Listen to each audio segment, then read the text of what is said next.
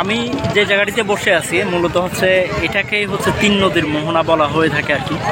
তো এখানে হচ্ছে আসলে তিনটা নদী একসাথে মিলিত হয়েছে, পদ্মা, মেঘনা এবং ডাকাতিয়া, তিনটা নদী একসাথে হয়েছে।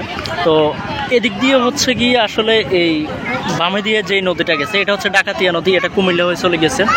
আর এদিক দিয়ে হচ্ছে গিয়ে মেঘনা নদী, ওইটা ওই দিক দিয়ে হ্যামসর মেবি ওইদিকে যায়। আর এই যে সামনে বরাবর এখানে হচ্ছে ওই দিকটা হচ্ছে যে পদ্মা নদী।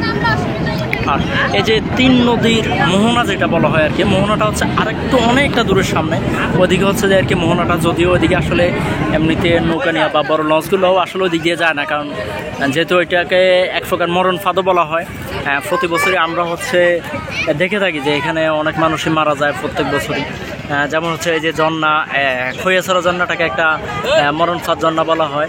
তো ঠিক এরকমই হচ্ছে এই মোহনাটাকেও একটা মরণ ফাঁদি হিসেবে দেখা হয়, অনেক মানুষই মারা যায়। তো এখন যেহেতু আসলে বর্ষার সিজন না, যার কারণে হচ্ছে এখন পানিটা একটু কম আছে।